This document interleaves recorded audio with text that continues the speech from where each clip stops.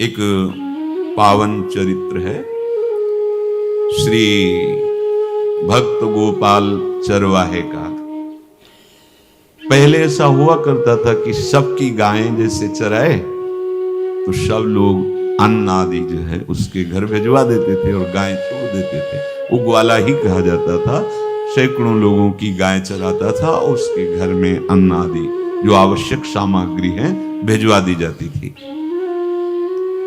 ना तो एक अक्षर वो पढ़ा लिखा था और ना कभी उसने भगवान का नाम या कोई चर्चा सुनी थी।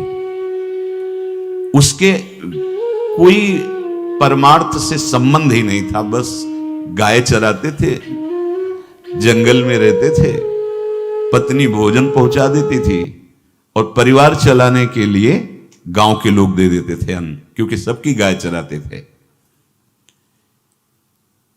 ना तो उसको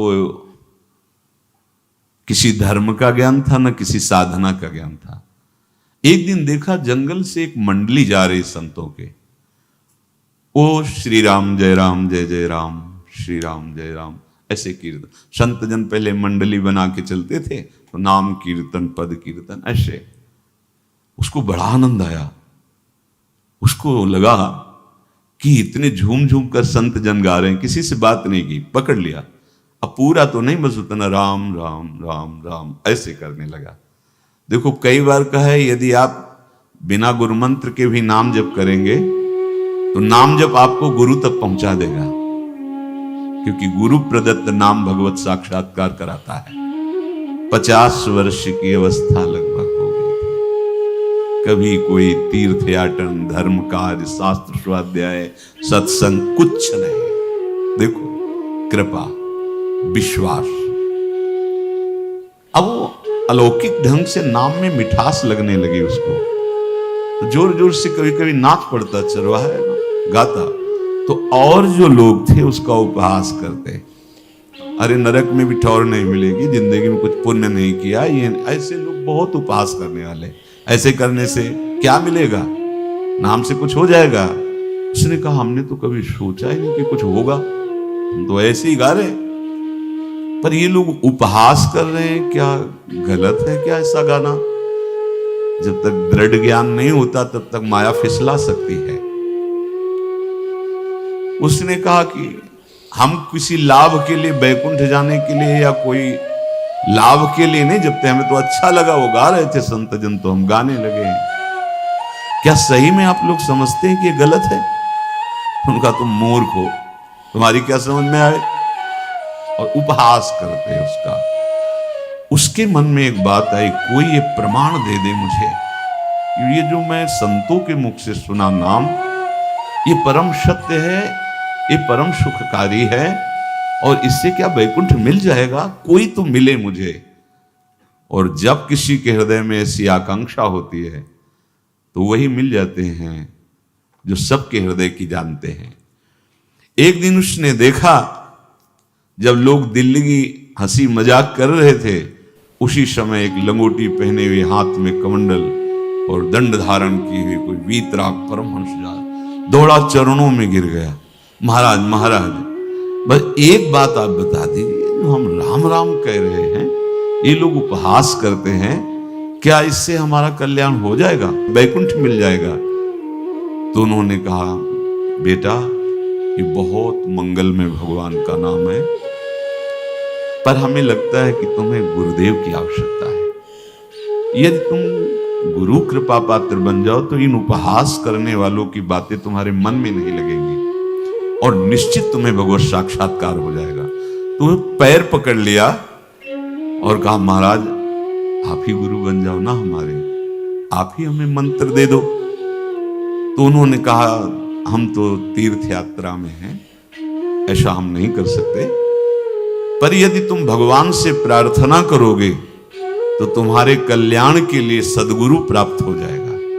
इसलिए जैसे कोई पूछते हैं किसको सदगुरु बनाऊं, तो हम कहते किसी को नहीं, पहले भगवान को मानो, श्री हरि को, जगत गुरु श्री कृष्ण को, फिर उनसे प्रार्थना करो कि यदि आप आवश्यक समझते हो कि सदगुरु के रूप में आप आकर के हमारा कल्याण करेंगे तो मुझे पहुंचा दो या आप स्वयं आ जाओ। मैं नहीं खोज कर पाऊंगा, मेरी वो दृष्टि नहीं है कि मैं किसी महापुरुष को पहचान सकूं। मैं तुमसे सत्य कहता हूं, सदगुरु की जो शरण में हो गया तो उसके जीवन नौका की डांट सदगुरु अपने हाथ में ले लेते हैं। फिर उसको कोई भय, कोई उपहास, कोई लज्जा नहीं सताती। वो सुख पूर्वक इस दुखद अपार संसार समुद्र से पार हो जाता है। पर बेटा, तेरे ऊपर भगवान की बड़ी कृपा है, क्योंकि तू संतों को मानता है। तू मेरी बात पर विश्वास कर ले, अंदर से तू एकांत में रो, तुझे सदगुरु मिल जाएंगे। अब ऐसा कहकर वो अपने राह में चले तीर्थ यात्रा के लिए।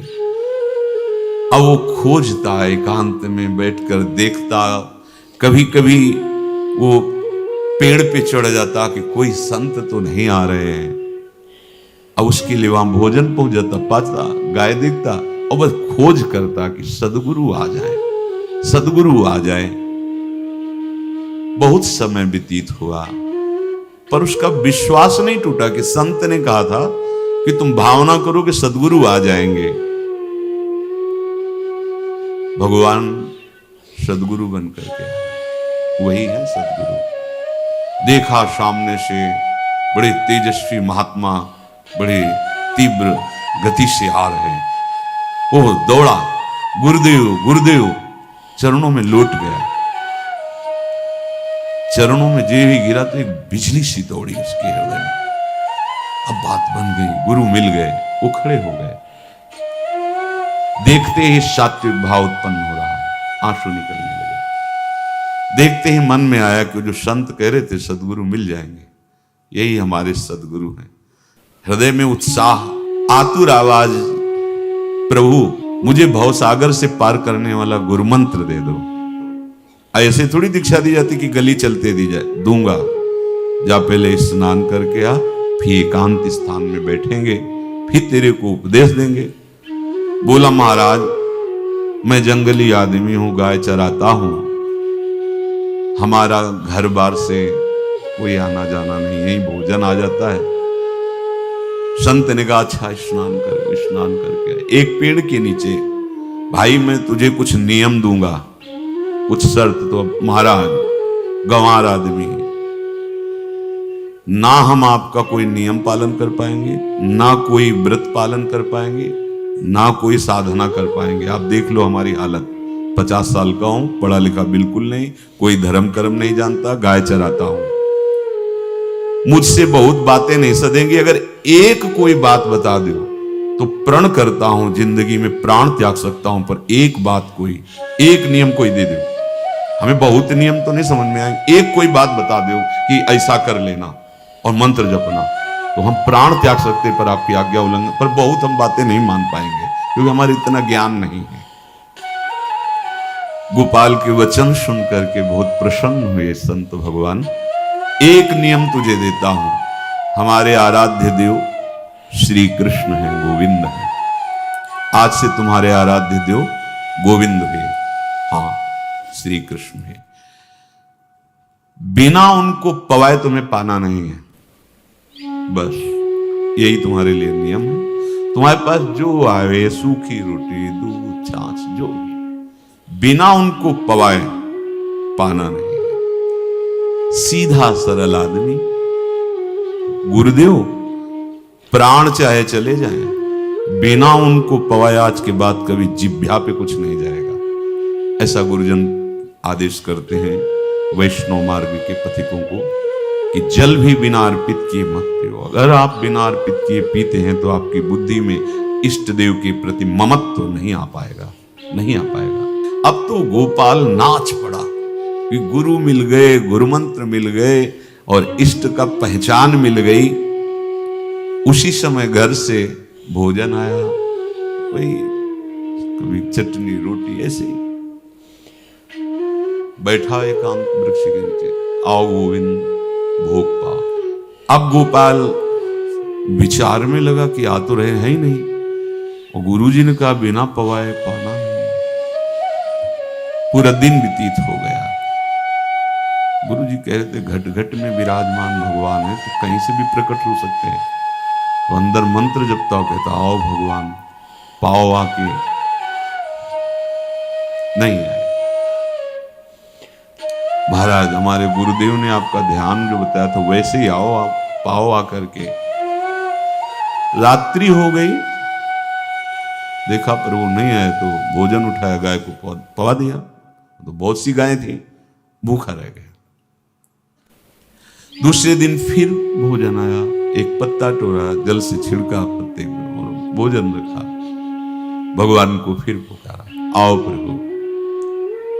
गुरुदेव ने आज्ञा की, बिना आपको पवाए हम अपनी जबान में नहीं रख सकते। शाम हो गई, रात्रि हो गई, फिर गौ को दे दिया, नहीं पाया। अब एक तो 50 वर्ष की अवस्था और गौओं के पीछे दौड़ना और भोजन पाना नहीं, शरीर में सामर्थ्य धीरे धीरे कम होने लगी। तीसरा दिन, चौथा दिन, पांचवा दिन, छठा दिन, सातवां दिन, दीनानाथ प्राण चाहे निकल जाए, हम गुरु की आज्ञा नहीं तोड़ सकते। अगर आप नहीं आएंगे तो भूखों मर जाऊंगा। पर हम ये बात चरवाहा है, कोई साधना पूर्व की नहीं। गौ सेवा के प्रताप से उससे संतों में प्रीति हो गई, नाम की कृपा से, गुरु की कृपा से नामी की प्राप्ति की चाह। ऐसे कई दिन व्यतीत होते गए, अस्थि मात्र हो रहे शरीरा। पूछते कि क्या बात है, भोजन तो हम रोज लाते हैं, आप रोज लेते हैं, क्या पाते नहीं? आपका विषय नहीं। शिक्षा मिलती है, अपने गुरु उपदिष्ट साधन को किसी से बताना नहीं चाहिए। गुरु उपदिष्ट साधन जब तक सिद्धावस्था ना पहुंच जाए तब तक गुप्त रखा जाता है। जो जैसे आप सत्संग सुन रहे हो, इसमें कोई वचन आपको लगा, पकड़ लिया, अब वो जीवन में तभी बोलना जब उसका प्रभाव हमारे जीवन में आ जाए। नहीं ऐसे नहीं बोलना, नहीं तो निकल जाएगा। और अगर रोक लिया तो मंथन करेगा अंदर और आपको उसमें स्थित कर देगा। एक भी शब्द नहीं बताया कि हमारी गुरु दीक्षा हो गई, गुरुजी ने कहा था पवा के पाना, और इतने दिन हो गए भगवान तो आ नहीं रहे, इसीलिए हम पा नहीं रहे, तो हमारी ये दशा है। देखो आज का समय ऐसा है कि प्रगट में सब इंद्रियों के पोषण की व्यवस्थाएं भगवान दी, चाहे गृहस्थ हो चाहे विरक्त हो, लेकिन क्या हमारे अंदर निष्ठा है ऐसी? सबरी जी जब उनके गुरुदेव पधारने लगे तो चरणों में रो के गिरी कि प्रभु इस पूरे विश्व में मुझ अधम को सिर्फ आप ही प्यार करने वाले, आप ही ने दुलार करके मुझे रखा, नहीं सब जगह ठोकर मिलती, कोई भी संत महात्मा हमारी तरफ देखना नहीं चाहते, और प्रभु आप जा रहे हो, आप कैसे जीवन? जानते हो क्या कहा? हम तो भजन के प्रभाव से भगवान के धाम जा रहे हैं बेटा। भगवान स्वयं चलकर तुम्हारे पास आएंगे। सबरी जी बहुत वर्षों तक कभी गुरु के वचनों पर अविश्वास नहीं हुआ, क्योंकि कहते थे भगवान आएंगे, रोज पावड़े डालती हूँ, सोहनी लगा के दिल छिड़कती हूँ, रोज भी लगता है फुसला तो नहीं दिया गुरु ने? नहीं, गुरु के वचन भगवान आएंगे। शायद ऐसा वर्णन की शास्त्र हजार वर्ष सोचो जरा, और भगवान आए और सबरी पर निहाल। ऐसे हो गुरुदेव ने कहा है भगवान आएंगे, जब तक वो ना पाएंगे तब तक हमने कहा है कि और उनका उद्देश्य अलग था कहने का कि आप भगवान को भोग लगा के पाइएगा और भजन कीजिएगा तो मंत्र के प्रभाव से तुम्हारे मानस पटल पर भगवान दिखने लगेंगे। ऐसा होता है, और वो सीधा आदमी सीधा समझा, जब तक भगवान नहीं पाएंगे तब तक हमें नहीं पाना। 18 दिन बीत गए, कुछ ना खाना न पीना। गोविंद भी देखते, बाल भक्त ओम प्रकाश जी महाराज यही अपने चामुंडा के पास से उधर, बहुत नामनिष्ठ महात्मा, बाल भक्तों में बहुत ही मानो प्रहलाद जी ही हैं। जैसे प्रहलाद जी नामनिष्ठ भगवान निष्ठ, घट घट में भगवान को देखने वाले, ऐसे श्री ओम प्रकाश जी बाल भक्त।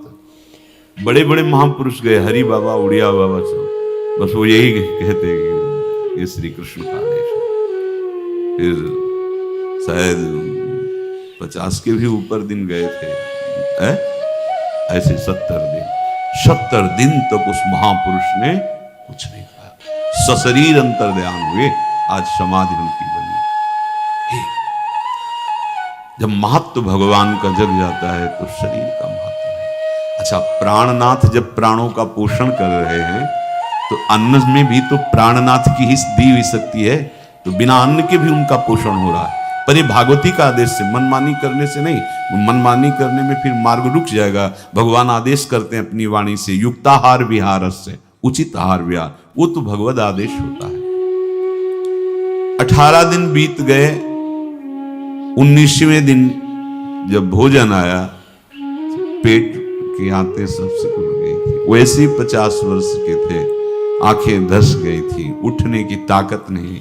पत्नी ने फिर कहा कि आप कुछ तो बताइए कि क्या आपको कोई रोग हो रहा है, आप भोजन नहीं पा रहे, मैं रुक जाऊं यही आपकी सेवा के लिए, या आप घर चलिए।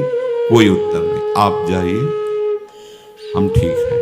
ऐसा फिर धीरे से पत्ता लाए, छिड़का, भगवान आओ, पाओ आकर के।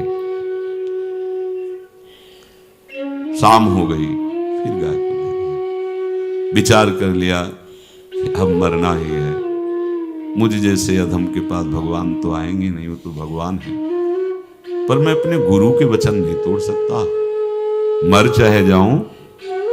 27 दिन व्यतीत हो गए, एक कवल भी अन्न नहीं पाया।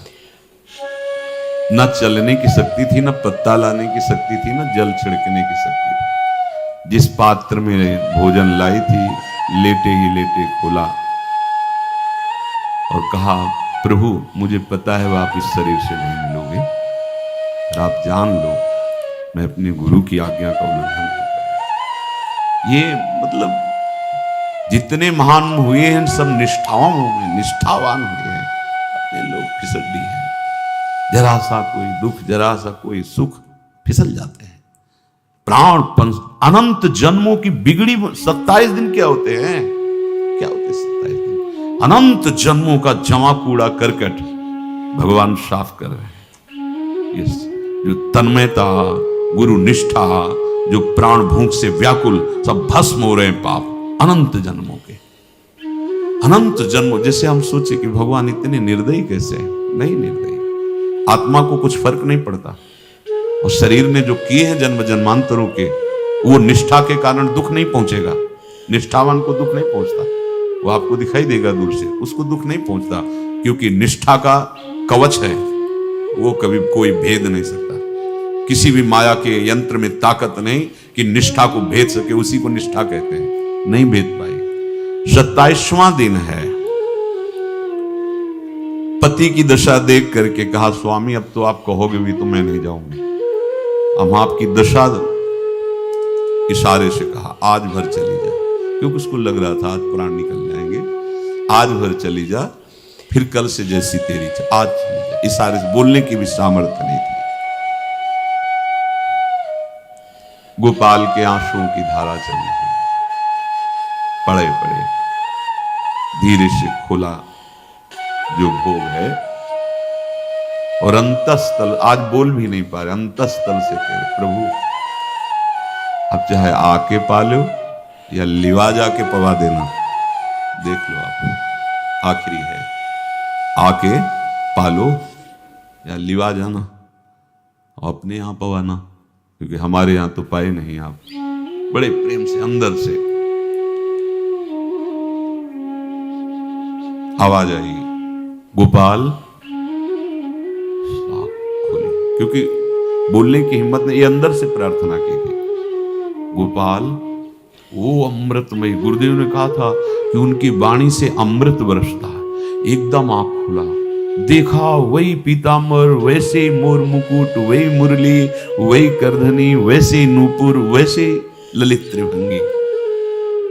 गुरुदेव ने जैसा वर्णन किया था वैसा ही सुंदर रूप गोपाल के सामने प्रभु, मुखमंडल की मनोहरता देखकर निहाल कर देंगे। थोड़ी पीड़ा सहना सीखो, सहत सहत बाढ़े भगति, ग्रह तन गुरु हितगार, ग्रह तन गुरु हितगार, हार अपनी करिमा। सेवक जी कह रहे हैं, देखो गृह तन गुरु हित गार हार अपनी कर, तन मन प्राण गुरु वचनों पर न्यौछावर, जो भी सहना पड़े सहूंगा। मिल गए प्रभु दूर नहीं है। प्रिया प्रीतम बहुत कृपालु है। मानो करोड़ करोड़ काम की सौंदर्यता को हे करते हुए प्रभु के लावण्य का प्रकाश हो रहा है। मनहारिणी मुरली जैसे कहा था अधरों में रख, वैसे अधरों में विराजमान।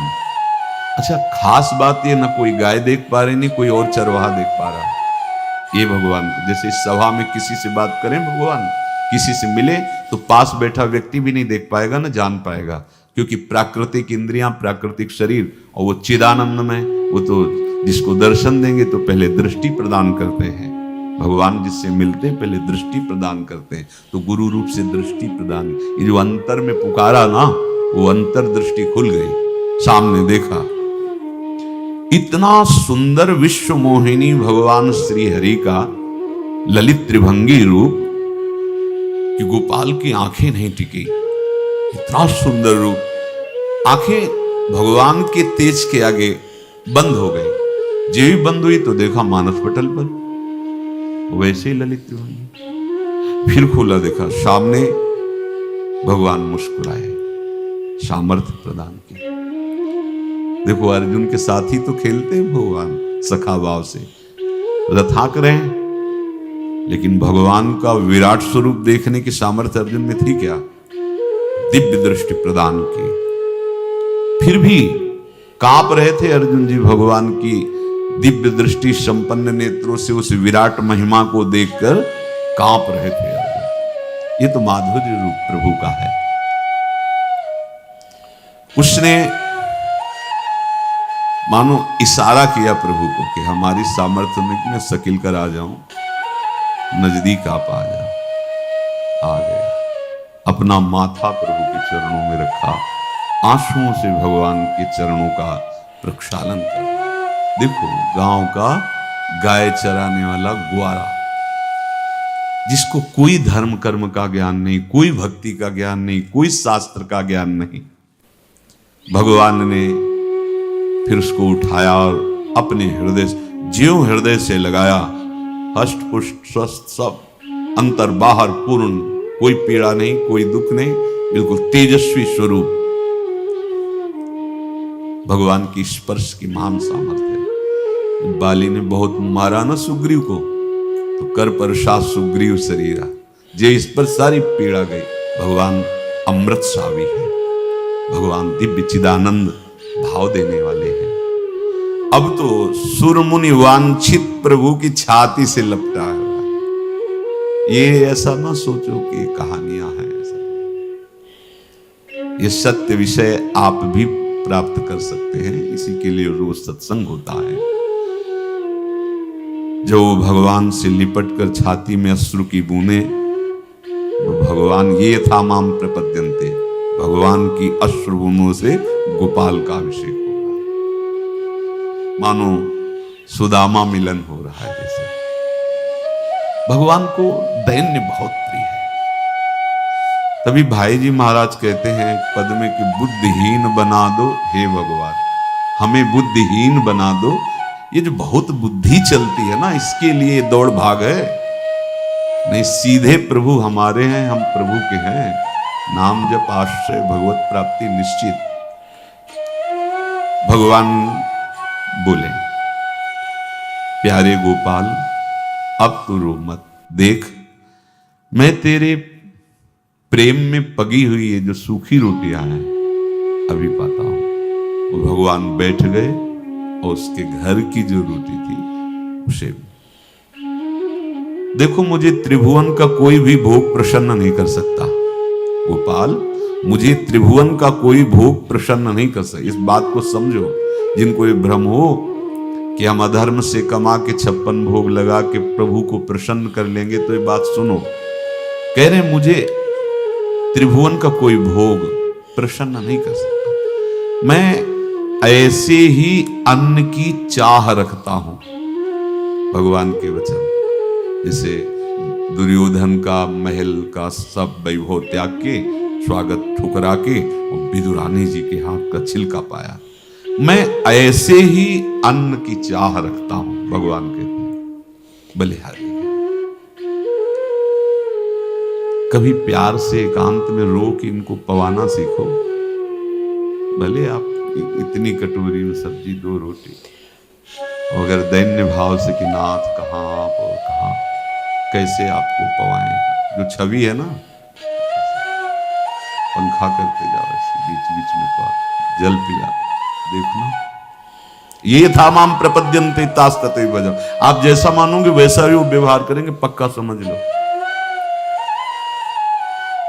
गोपाल जो सच्चे हृदय से मुझे पुकारता है, मैं अवश्य उसको मिलता हूं। जो प्रेम पूर्वक मुझे पवाता है, मैं अवश्य उसका पाता हूं। पत्रम पुष्पम फलम तोयम ये में भक्त्या, भक्ति पूर्वक जो पवाया है। भक्ति पूर्वक का मतलब दैन्य। अभक्त में अहंकार होता है, देखो ये किया मैंने, वो भगवान स्वीकार नहीं करते। वो आपका शुभ कर्म बन सकता है, अब वो भी धर्म से कमाई की है तो, पर भगवान की प्रसन्नता का हेतु होगा दैन्य। जहां भी देखो हमारे स्वामी को, जहां भी देखो दैन्य में बिके हुए पाए गए, दैन्य में। और ये दैन्य किसी बाजार में नहीं मिलती, ये दैन्यता बनावटी नहीं होती, ये वस्तुता हृदय की होती, भगवत प्रदत्त ही होती है। पर जो संत सदगुरुदेव की आज्ञा का अक्षरशः पालन करे तो इस दैन्य का निश्चित प्रादुर्भाव हो जाएगा, अहंकार गलित हो जाएगा। वत्स, मैं किसी भी वस्तु का कभी भूखा नहीं हूं। मानो गोपाल के बहाने से हमको समझा रहे हैं क्या चाहिए भगवान को, क्या चाहिए। कुछ भी कर लो, माना कि तुम तात्कालिक वर्तमान दुख को मिटा सकते हो, तात्कालिक, लेकिन संपूर्ण दुखों को मिटाने के लिए हरिनाम गरज रहा है, राधा नाम गरज रहा है। आपसे प्रार्थना है, समझो इस बात को। कलयुग केवल नाम आधारा। देखो, सुन के राम राम शुरू किया, मिल गए सिद्ध सदगुरुदेव, दे दिया मंत्र, बता दी निष्ठा, और मिल गए भगवान। और भगवान कह रहे हैं अब तेरे जीवन में कभी दुख का लेस नहीं रहेगा, तू अब घर जा, अब किसी की गाय चराने की जरूरत नहीं, कुल परंपरागत तेरे लक्ष्मी बढ़ती रहेगी, तुझे कुछ करने की जरूरत नहीं। देखो, बड़े बड़े सोने के पहाड़ किसी सुनार ने बनाए क्या? प्रभु ने तो बनाया। भगवान हंसते हंसते समझ ही नहीं पाए और अंतर्धान हो गए। अभी गोपाल कुछ अपने मन भर के देख नहीं पाया था, कह नहीं पाया था, भगवान अंतर्धान हो गए। अब तो चिल्ला चिल्ला के रोने लगा और विवश होके आंख मूंदी तो देखा उसके मानस पटल पर छाए। अब तो राजी हो गया कि ये मेरे प्रभु ऐसी जगह विराजमान हो गए, कोई देख ले पाएगा, हम रोज बात करेंगे, रोज दर्शन करेंगे। नारायण या गौर श्याम को हृदय निकुंज बसइए। तो इसलिए धैर्य धारण करके, कितना भी कष्ट हो, अब पीछे मत हटो, फिसलो मत। माया अपने पार्षदों को भेजेगी। प्रभु का चिंतन छूटे वो कुछ भी स्वीकार नहीं। प्रभु का चिंतन होते हुए जो हो रहा है उनका सृष्टि का कार्य है, जो जो जिसको सेवा दी हो रहा है। हमारा प्रभु का आश्रय अगर बदला किसी व्यक्ति का आश्रय या किसी अन्य का आश्रय, बहुत घाटा हो जाएगा। अपने इस मन को देखते रहिए कि प्रभु को प्रथम नंबर में रखता है या द्वितीय नंबर में। हमें तो लगता है हो सकता है चौथे पांचवें नंबर पे रखता हो।